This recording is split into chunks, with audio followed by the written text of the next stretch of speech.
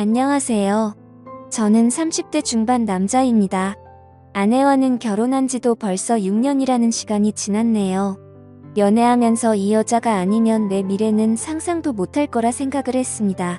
결혼식장에서 당당히 신랑 입장을 할 때라든지 신혼집 공사가 끝나 처음 둘이서 두 손을 꼭 붙잡고 집 안으로 들어설 때 정말 제 아내와 평생을 행복하게 백년해로 할 것이라는 걸 믿어 의심치 않았어요. 바늘과 실 마냥 어디를 가든 둘이 꼭 붙어 다닐 거라 생각했던 저의 신혼생활은 생각보다 금방 끝나버리게 되었습니다. 맞벌이 부부를 생각하고 결혼을 했는데 결혼 6개월이 지나니 아내가 더는 힘들어서 못하겠다며 회사를 그만두고 전업주부를 하겠다고 나섰습니다. 아직 갚아야 할 대출도 있는데 아이가 생긴 것도 아니고 너무 이른 것 아니냐 했더니 아내는 대학 동창 누구는 이렇게 살고 옆집 사는 누구는 저렇게 산다 하면서 자기가 아는 사람 이름을 하나씩 대면서 걔들은 결혼하고도 회사는커녕 집에서도 손에 물도 안 묻히고 편하게 산다는데 자기는 돈까지 벌고 집안일도 해야 하느냐면서 둘 중에 하나만 하겠다고 하는 거예요. 당장 다달이 나가는 대출금 생각을 하니 아내가 하루라도 더 일을 해주는 게 좋겠다는 생각이 들었습니다. 그런데 막상 집안일을 내가 할 테니 회사에 나갔으면 좋겠다고 하니 또 자기 주변 사람들 이름을 대면서 쟤들은 남자 잘 만나서 호의호식하는데 나는 왜 이렇게 살아야 되냐며 짐을 싸서 친정으로 가버리더라고요. 제가 뭘 그렇게 잘못한 건지는 모르겠는데 결국 장모님한테 해명 아닌 해명을 하고 사죄까지 하고 난 뒤에야 아내가 회사를 그만두겠다는 조건으로 다시 집으로 데리고 왔습니다. 그런데 막상 또 아내가 항상 집에 있으니 집안일도 잘 해놓는 것 같고 음식도 여러 가지 종류별로 해주는 게 썩 나쁘지가 않더라고요. 이거 나름대로 좋을 거라 생각했는데 그것도 잠시 아내가 전업주부 생활을 시작한 지 몇 개월이 채 지나지 않아서 매일매일 새로운 반찬은 고사하고 그나마도 따로따로 접시에 담아주던 반찬마저 유리 반찬 통째로 대충 꺼내주는 게 당연해졌습니다. 내가 퇴근하고 들어오면 뭘 그렇게 누구랑 연락하는지 휴대전화기만 밤새 들여다보면서 잠도 저보다 늦게 들고 그러니 당연히 아침에 늦게 일어나게 되고 아침도 더는 차려주지 않더라고요. 간단하게라도 아침을 먹고 나가는 게 든든해서 아침밥을 좀 먹고 싶다고 하니 아내는 내가 내 밥 차려주는 사람이냐면서 성질을 내더라고요. 자기는 아침을 먹으면 온종일 소화가 안 된다면서 먹고 싶으면 내가 차려 먹으라고 화를 내는데 그냥 그 뒤로부터는 출근길에 김밥 한 줄 사서 먹는 게 일상이 되었습니다. 그런데 이제 그때까지는 아무런 생각이 없었는데 아내가 밥 먹으면서도 휴대전화기만 쳐다보고 있고 잘 때도 마치 제가 잠들기만을 기다리는 듯 눈치를 보는 게 자꾸 신경 쓰이더라고요. 특히 제가 아내의 뒤쪽을 지나갈 때면 휴대전화기에 정신이 팔려 있다가도 화들짝 놀라기도 하니까 제가 의심을 하지 않을 수가 없었죠. 경험해보지 않으신 분들은 모를 겁니다. 설마 아내가 저를 두고 다른 사람하고 그것도 모레가 아니라 제가 집에 있는데도 불구하고 대놓고 연락하고 있다고 누가 생각이나 하겠어요. 저도 그랬고 그래서 처음에는 의심만 할 뿐 실질적인 조처를 할 수 없었습니다. 만약 그게 진짜였을 때 받게 될 충격이 어마어마할 테니 조심스러워지는 게 사람 마음이더군요.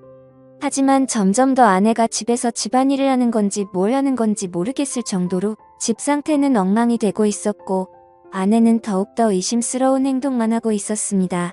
집에 있는 반찬이라고는 반찬 가게에서 사놓은 마른 반찬이나 저희 어머니나 처가에서 가져온 밑반찬 말고는 다른 걸 구경도 못 해봤는데 생활비 통장을 확인해보면 항상 현금이 인출되어 있고 잔액은 바닥을 치고 있었거든요.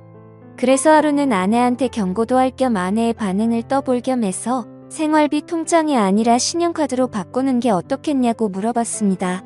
신용카드로 하면 연말 정산할 때 더 편하기도 하고 적립금 같은 것도 쌓이니까 더 이득이지 않겠냐고 넌지시 한마디 했죠. 그랬더니 아내가 노발대발 정색을 하기 시작하는 겁니다. 저보고 내가 살림을 해봤느냐 어쩌느냐 하면서 자기는 그냥 마트에 가면 되는 거란 뿐이라도 아껴보겠다고 시장에 가서 현금으로 결제해가며 깎아서 사는 거라고 그깟 현금 영수증 좀 안 하면 어떠냐고 하면서 자기가 장을 현금으로 싸게 보는 게 더 돈을 아낀다 뭐다 하면서 성질을 내더라고요. 그때 제 의심은 확신이 되었습니다. 그래서 아내 모르게 해서 사람을 붙여봤지요. 아내가 제가 출근한 사이 다른 사람을 만나는 걸 알게 되는 데는 그렇게 오랜 시간이 걸리지도 않았습니다. 이미 그럴 거라 생각을 하고 있었다 보니 아내가 그렇다는 걸 알게 되었는데 그렇게 놀랍지도 않았지요. 오히려 놀라게 된 건 아내가 바람을 피우는 상대가 누군지 듣게 되었을 때 그때 훨씬 많이 놀라게 되었지요. 아내가 제가 출근한 사이 한껏 차려입고 동네에서 꽤 떨어진 곳까지 가서 만난 상대는 다른 사람이 아니고 제 동생 녀석이었습니다. 제 동생은 저보다 4살이 아래지만 아내로서는 아내 본인과 동갑이다 보니 결혼 전부터 저랑은 세대 차이가 난다 뭐라 하면서 동생하고 죽이 잘 맞는 모습을 보여줬었거든요. 그때는 동생이나 아내나 저를 놀리면서 장난을 치는 거로 생각했는데 막상 심부름센터에서 아내가 저 몰래 만나고 있던 사람이 다른 사람이 아니라 제 동생이라는 사실을 알게 되니 피가 거꾸로 솟는 기분이었습니다. 그런데 심부름센터 직원이 덧붙이기를 둘이서 항상 카페에서 만나 1시간 정도 대화를 나누다가 그 다음으로 향하는 곳은 언제나 제 동생이 혼자서 사는 자취방이라는 겁니다. 말인즉슨 두 사람은 마치 누군가가 자기들을 알아보지는 않을까 눈치채고 있는 것처럼 매일같이 밖에서 만나기는 하지만 그 어떤 행각도 부리지 않고 카페에서는 조용히 대화만 나눈다고 하는 거죠. 사람이 집 앞까지 도착하면 마음이 풀리기 마련인데도 두 사람은 그 흔한 손 한 번 잡지 않는다고 하더군요. 그래서 아내가 매일같이 제 동생과 미래를 즐기고 있는 것은 사실이지만 그렇다고 해서 카페에서 매일같이 만나고 있는 것과 동생 집에 들어가는 걸 가지고 증거라고 들이밀기에는 조금 부족한 감이 있다고 하더군요. 제일 좋은 건 블랙박스가 되었든 집에서 녹음하던지 간에 어떻게든 두 사람이 저를 속이고 그러고 있다는 걸 입증할 만한 증거가 필요하다는 겁니다. 아니면 두 사람의 현장을 제가 덮치던가 하는 식으로 말이죠. 그러니까 이 심부름센터 사람도 이런 쪽 일이나 이런 경우는 굉장히 빠삭한 편인 베테랑이었거든요. 여태까지 짬으로 보기에 분명히 이 상황은 제 동생과 아내가 반드시 무언가 있을 거라는 확신이 있는데 괜히 헛다리 짚었다가 자기한테 피해가 갈 수도 있으니까 한 발을 빼는 것처럼 보였습니다. 그리고 나서는 3주를 따라 붙었는데 저렇게 매일같이 만나면서도 아무런 흔적을 남기지 않을 수는 없다고. 거기서부터는 저도 같이 협조해서 잡아내든지 아니면 자기들은 발을 빼겠다고 하더군요. 제가 여태까지 들어간 돈이 얼만데 현장 증거를 나보고 잡으라는 거냐고 따지니 이만 여기까지 하겠다는 겁니다. 이후의 일은 제가 알아서 하라고요. 어디에 돌팔이 같은 놈들한테 엮인 기분도 들고 괜히 다른 센터를 찾아봐야 그 정도로 암수를 피우는 거라면 아무것도 못 잡아낼 수도 있겠구나 하는 생각에 저도 더는 시간 낭비를 하지 않기로 했습니다. 그냥 제가 현장을 직접 덮쳐버리는 게 낫겠다 싶었어요. 회사에 월차를 내고 렌터카를 하나 빌려서 동생이 사는 자취방 앞에 대기하고 있었습니다. 아내는 제가 출근한 줄로만 알고 있을 테니 매일같이 만나고 있다고 하는데 당연히 그날도 둘이 똑같은 패턴으로 카페에서 둘이 만나서 동생 집에 도착을 하겠다는 계산이 서 있었습니다. 차 안에서 숨죽여서 기다리고 있었지만 그 시간이 평소와는 다르게 엄청나게 천천히 가더군요. 이 무더위 속인데도 모자도 뒤집어 쓰고 최대한 안 보이게 동여매고 있으니 거기에 차 시동도 걸어놓지 못하는 상태다 보니 정말 죽을 맛이었습니다. 그런데도 심장은 엄청나게 빠르게 뛰고 정말 그 차 안에서 무슨 생각을 했는지 기억도 안 날 정도로 오만 가지 생각이 오고 갔습니다. 아니나 다를까 거의 매일같이 똑같은 패턴으로 행동한다는 말과 똑같이 두 사람이 시야에 들어오더군요. 사진으로 보는 것보다 실제로 보니 정말 치가 떨려서 그 자리에서 문을 박차고 나가 두 사람한테 욕 한 바가지를 쏟아붓고 싶었지만 현장을 덮치기 위해 속으로 참을 인자를 새기면서 겨우겨우 참아냈습니다. 카페에서 둘이 시간을 보냈으니 집 안에 들어가자마자 본 경기를 시작하려나 그 길로 저도 뒤따라 들어가 문을 열고 들어가고 싶었지만 참았습니다. 그때의 1분 1초는 정말 제 인생 그 어떤 시간보다 느리고 천천히 흘렀습니다. 무더위에 두 사람 다 걸어오느라 고생 좀 했을 테니 땀이라도 식히겠거니 싶어서 조금만 더 시간을 두고 기다리기로 했지요. 동생 집 비밀번호는 제가 이미 알고 있었습니다. 뭔가를 바꾸는 걸 별로 좋아하지도 않는 성격이어서 예전부터 한 번호만 쭉 고집해온 녀석이거든요. 이미 두 사람이 집에 들어간 상황에 저도 뭘 더 차 안에 있을 필요가 있겠나 싶어 저는 이미 동생 집 앞까지 들어와 있는 상황이었습니다. 얇아빠진 철제 현관문 너머로 아내와 동생의 목소리가 들려오는데 정확하게 무슨 내용을 말하는지는 들리지 않았지만 동생이 벌써 시작을 한다느니 어쩌니 아내가 오늘은 조금 빨리 좀 끝났으면 좋겠다느니 어쩌느냐 하면서 하하호 거리며 이야기를 주고받더군요.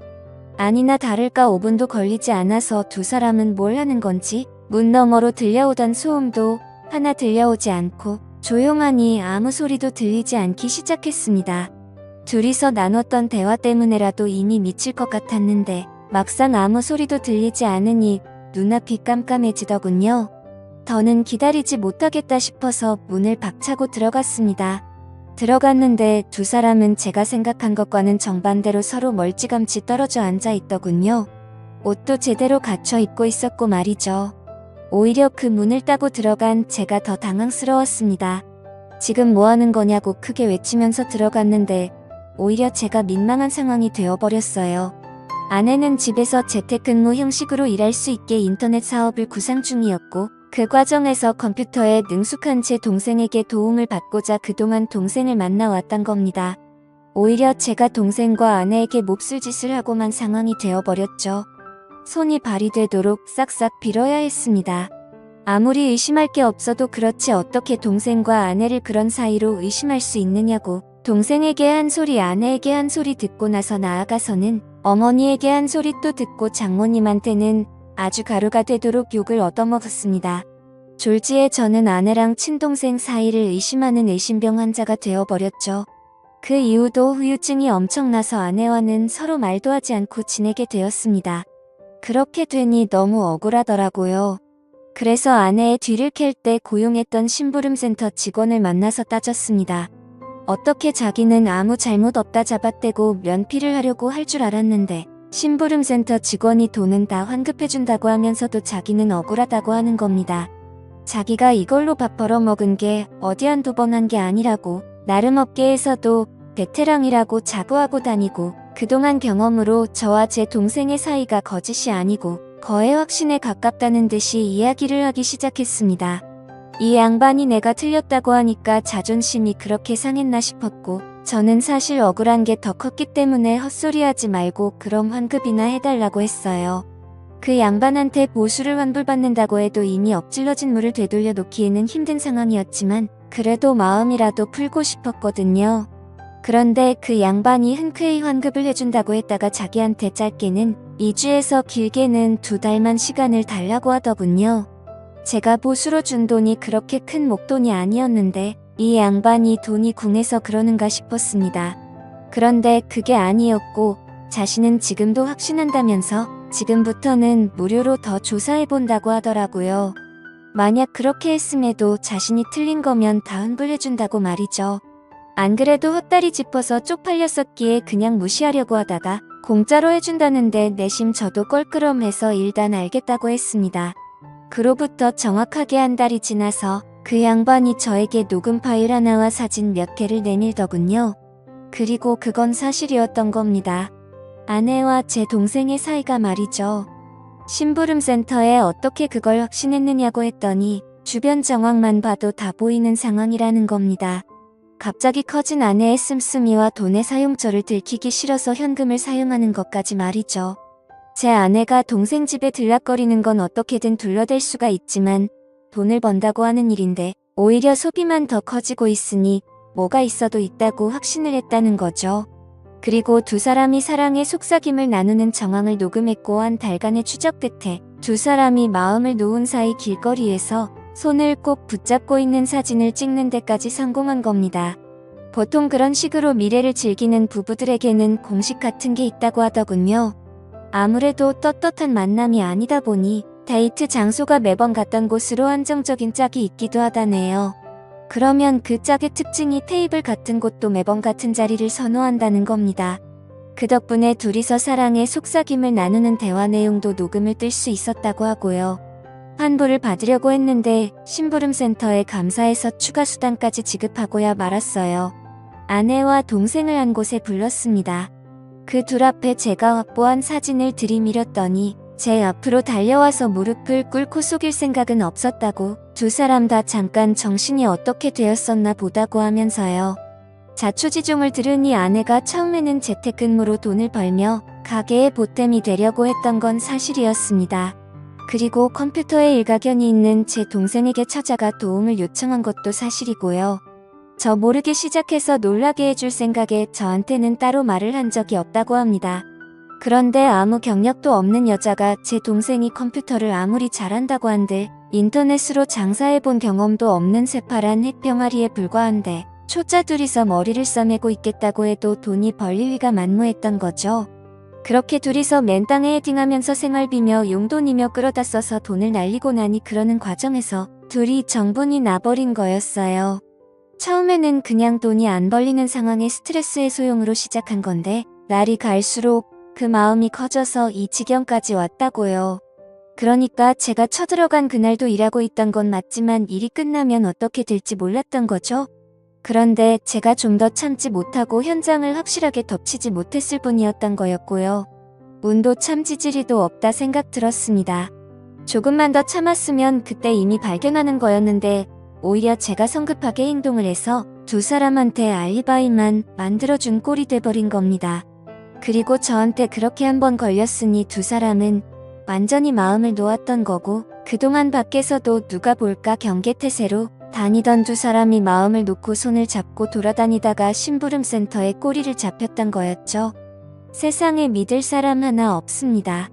평생을 약속한 배우자와 저의 하나뿐인 혈육인 동생이 저를 두고 그런 행각을 벌였다고 생각해보세요. 여러분들이라면 어떠실 것 같은가요? 심부름센터 비용하고는 다 동생과 아내에게 뜯어냈고 위자료 청구까지 했습니다. 제 친동생에게까지 합의금을 뜯어내야 하는 게 참 어이가 없는 상황이네요. 두 사람이 얼마나 깊은 사이였건 간에 제정신이면 이렇게 저와 연을 끊고 나서도 둘이서 더 만나는 일은 없을 테지요. 아니 뭐 만나도 상관없습니다. 이젠 제 인생에 더 이상은 없는 전처이기도 하고 아예 처음부터 존재하지 않았던 동생이라고 생각하고 살아가기로 했으니까요. 사연을 읽어주셔서 감사합니다.